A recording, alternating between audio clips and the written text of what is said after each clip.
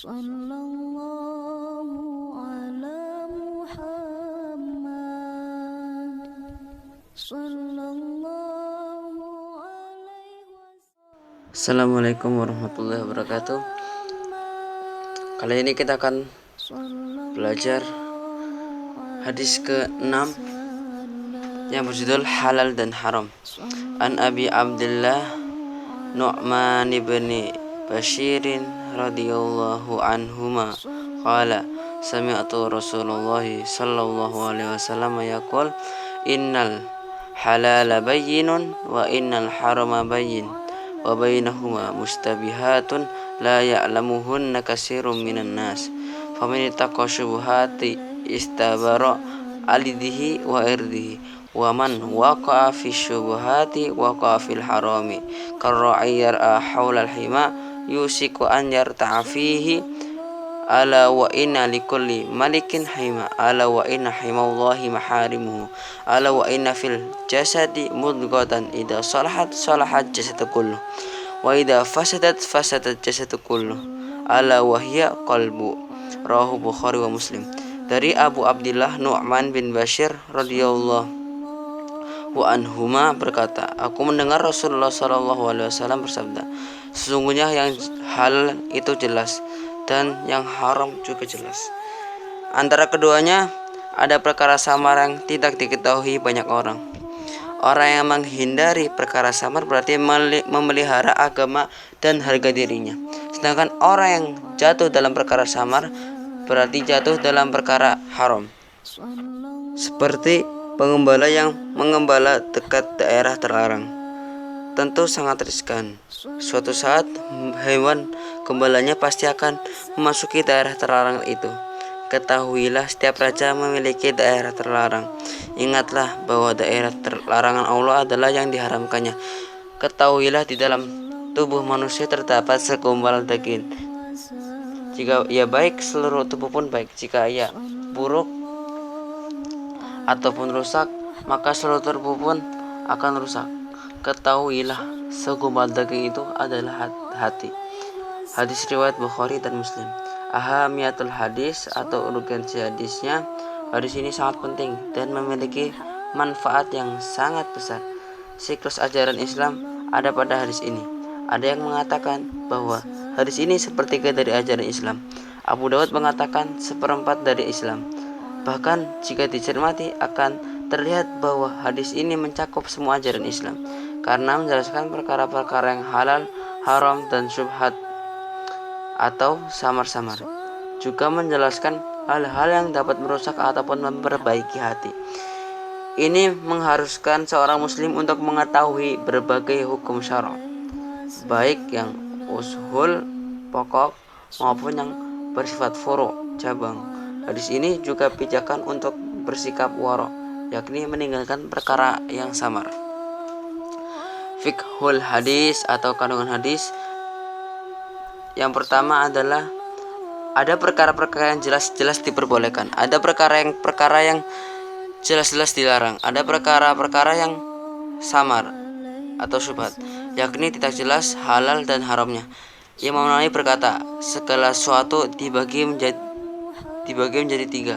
Yang pertama jelas-jelas diperbolehkan seperti makan, berbicara. Yang kedua jelas-jelas dilarang, minum khamar, berzina, dan lain-lainnya.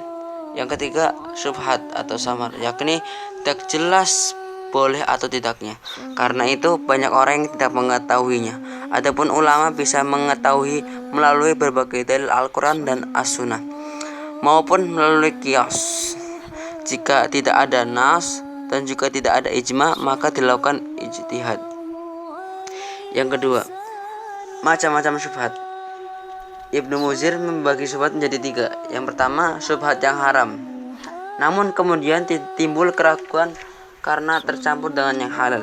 Misalnya ada 2 kambing, salah satunya disembelih orang kafir, namun terjelas kambing yang mana yang disembelih orang kafir tersebut. Dalam hal ini tidak diperbolehkan memakan daging tersebut, kecuali jika benar-benar diketahui mana kambing yang disembelih orang-orang kafir dan mana yang disembelih orang mukmin.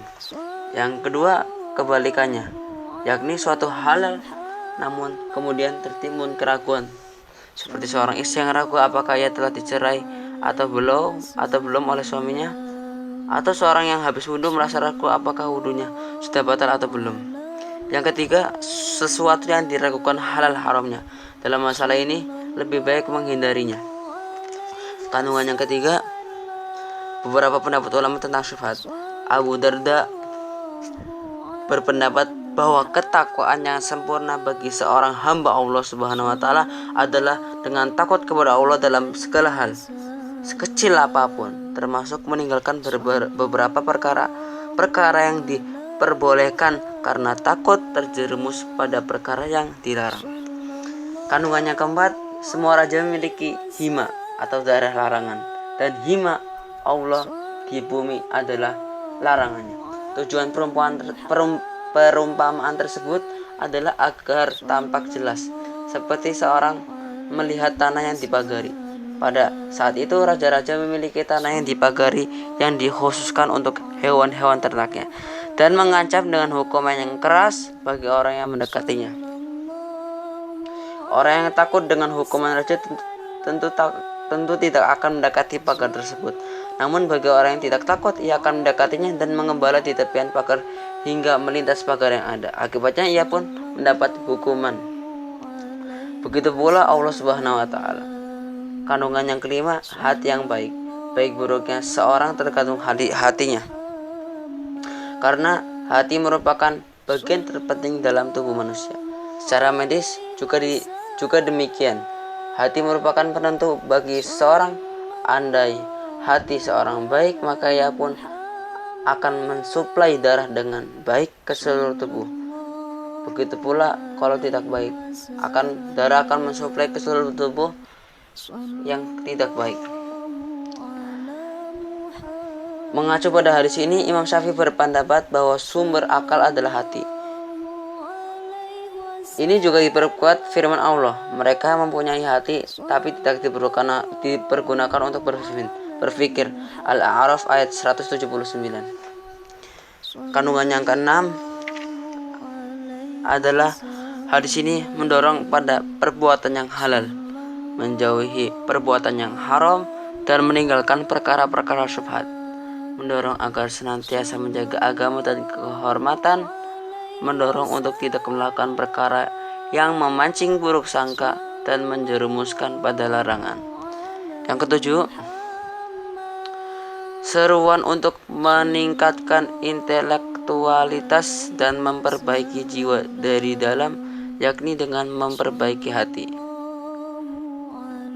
Hikmah yang terakhir adalah menutup semua pintu yang mengarah pada berbagai hal yang dilarang dan melarang semua sarana yang mengarah pada perbuatan yang haram. Jika hendak menghafal hadis tersebut, bisa dilihat di dalam deskripsi. Semoga bermanfaat. Wassalamualaikum warahmatullahi wabarakatuh.